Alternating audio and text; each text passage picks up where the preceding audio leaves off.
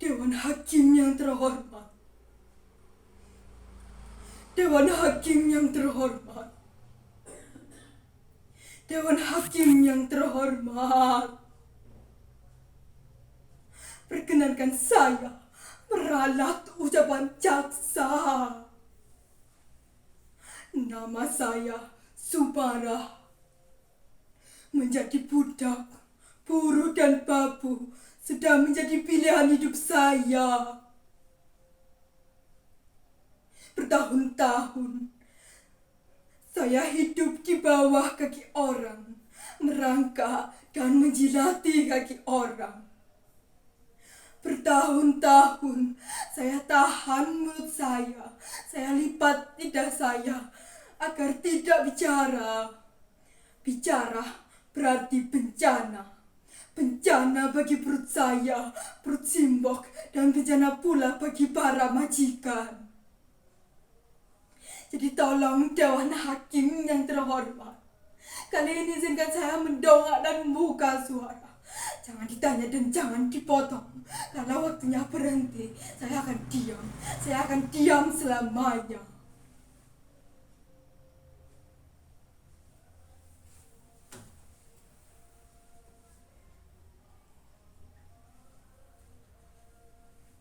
Sejak kecil, saya tak pernah berani menolakkan kepala, apalagi di Karangsari, desa tempat saya dilahirkan.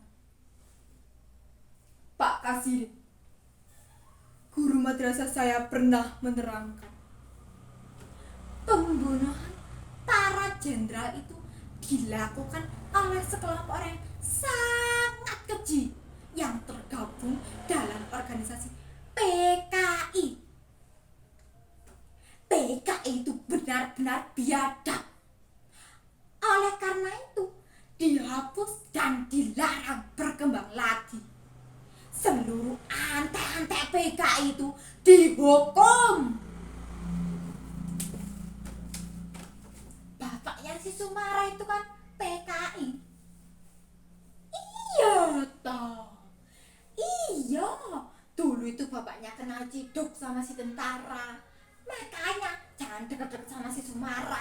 Nanti kena ciduk, kena tangkap. Modar.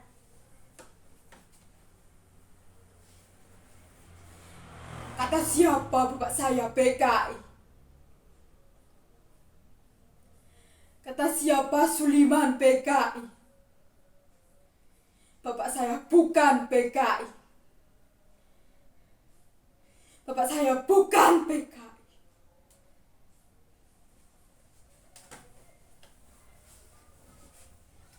Benar kata Simba. Seharusnya bapak itu gak usah lah terus kelapa, gak usah jadi butir andong, gak usah nyetor gula ke Denwasto. Lihat akibatnya. Bapak jadi ikut-ikutan kena ciduk setelah Denwasto diseret oleh tentara.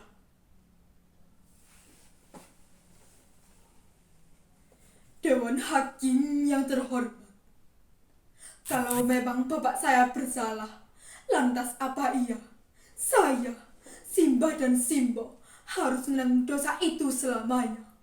Dikucilkan, dirampas hak kami, selalu terjebak di negeri sendiri.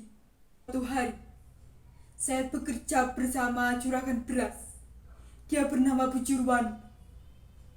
Dari bekerja di juragan beras itu, saya berkenalan dengan seorang lelaki yang kemudian saya jatuh cinta padanya. Namanya Mas Edi. Dia seorang tentara.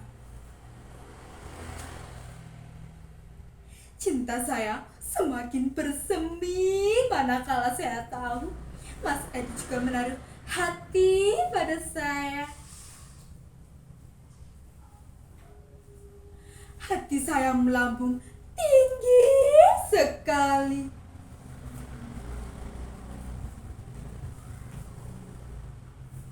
Tapi untuk kemudian kembali terjebak dan jatuh ke jurang yang curam.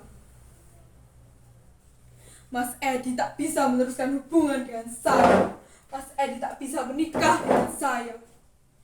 Mas Edi mundur teratur setelah mengetahui sejarah keluarga saya. Sebagai tentara, haram jadah hukumnya memiliki istri seperti saya. Rasanya saya ingin lari di mana bayangan Bapak tidak lagi dapat mengutip hidup saya. Akhirnya, melalui perantara seorang calo, saya mendaftar sebagai seorang TKW. Segala syarat saya penuhi, mulai dari biaya di kantor kelurahan, Dapnaker, kantor imigrasi, biro tenaga kerja, dan segala tetek bengek lainnya yang ternyata sangat panjang sekali.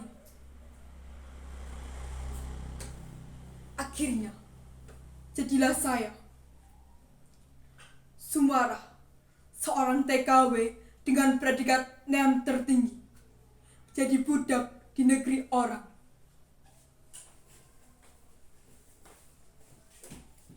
Segala teori yang saya pelajari hanya digunakan pada mesin cuci. Archimedes jadi teori menyetrika baju, di hotel monokotel jadi irama kain pel, sampai teori pidato pun jadi omelan majikan.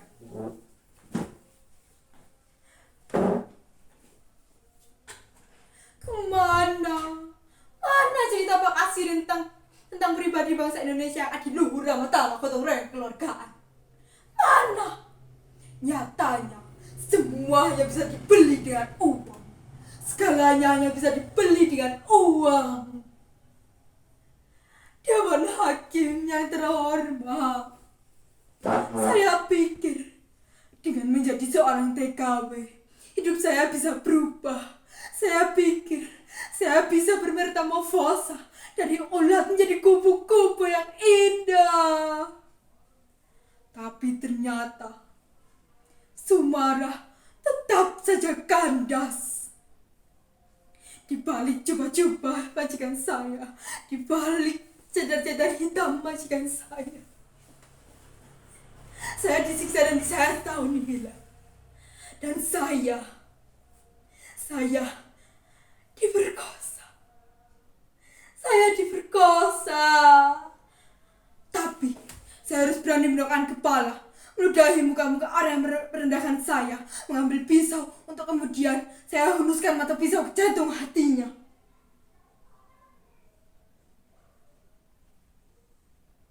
Majikan itu, Pak Hakim, saya bunuh. Inilah saya, Sumarah. Saya siap mati.